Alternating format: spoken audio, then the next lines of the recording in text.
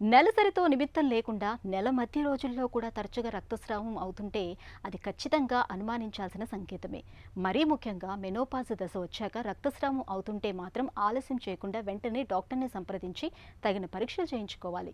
ఎందుకంటే ఇలా కనిపించే రక్తస్రావం వెనుక ఒక్కోసారి ప్రాణాంతకమైన ఎండోమెట్రియల్ క్యాన్సర్ కారణంగా ఉండే అవకాశం ఉంటుంది. మహిళల పాలిట శాపంగా పరిణమించే ఎండోమెట్రియల్ క్యాన్సర్కు కారణాలు, చికిత్స, పరిష్కార మార్గాల గురించి డాక్టర్ని అడిగి ఇప్పుడు తెలుసుకుందాం.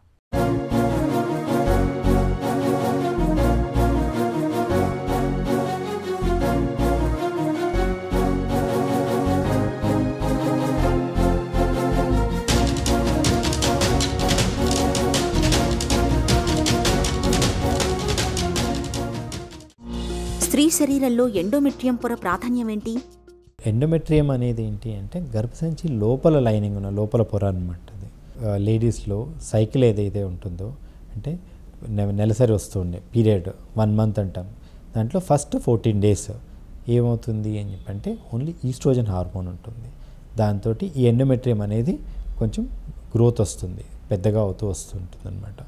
దాని తర్వాత నెక్స్ట్ 14 days ప్రొజెస్ట్రాన్ హార్మోన్ ఉంటుంది.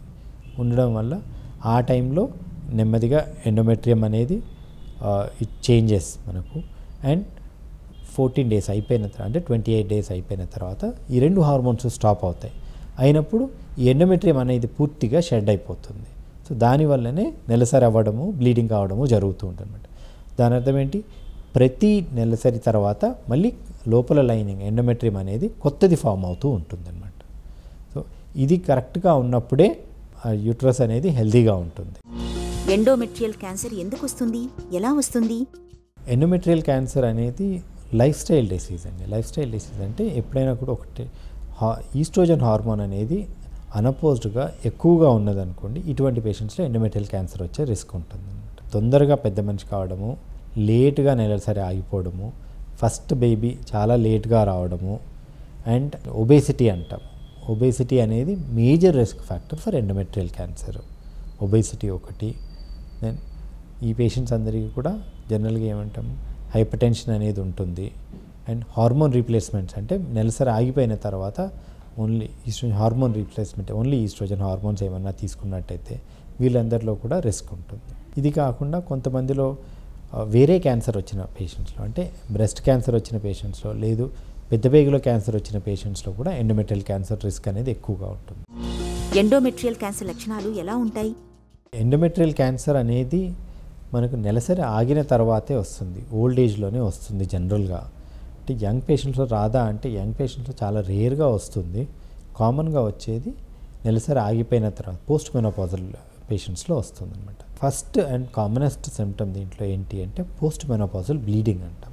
అంటే నెలసరి ఒకసారి ఆగిపోయిన తర్వాత, ఎప్పుడైనా ఆగిపోయిన సంవత్సరం దాటిన తర్వాత ఏదైనా బ్లీడింగ్ కనిపించిందంటే ఫస్ట్ డౌట్ ఎప్పుడు కూడా ఈ ఎండోమెట్రియల్ క్యాన్సర్ ఉందా అనే రావాల్సి ఉంటుంది.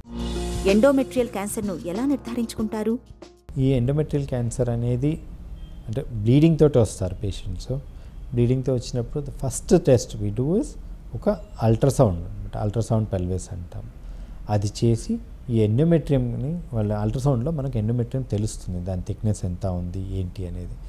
నార్మల్గా ఒకసారి నెలసరి ఆగిపోయిన తర్వాత 4 millimeters కంటే తక్కువగా ఉండాల్సి ఉంటుంది దాని థిక్నెస్.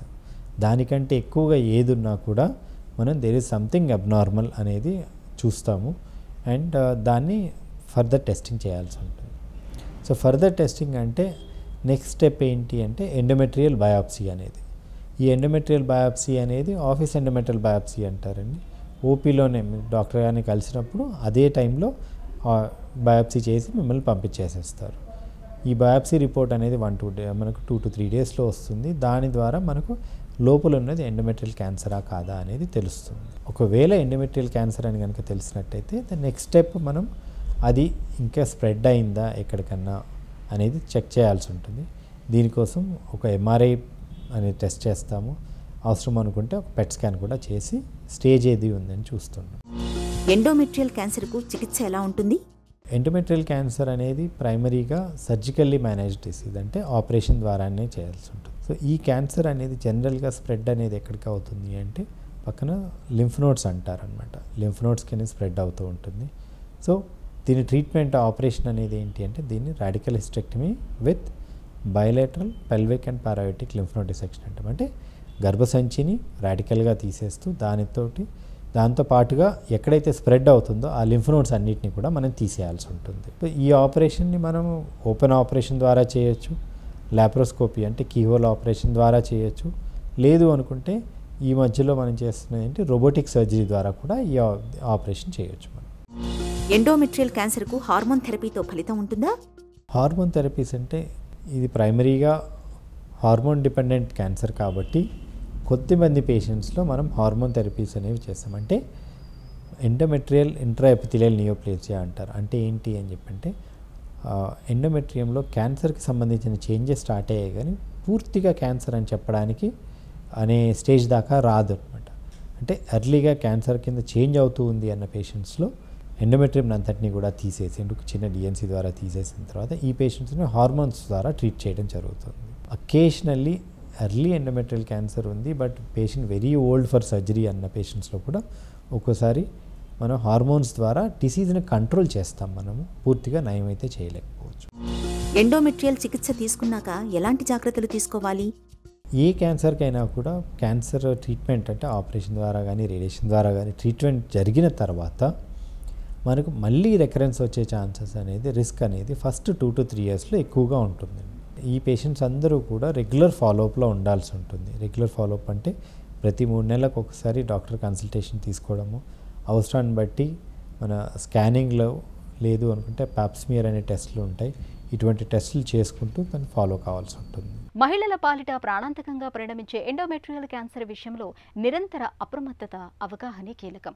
అనుమానిత లక్షణాలు కనిపిస్తున్నప్పుడు ఆలస్యం చేయకుండా తగిన పరీక్షలు చేయించుకోవాలి. ఎండోమెట్రియల్ క్యాన్సర్ను తొలి దశల్లో గుర్తిస్తే దాని నుంచి తేలికగానే బయటపడొచ్చు.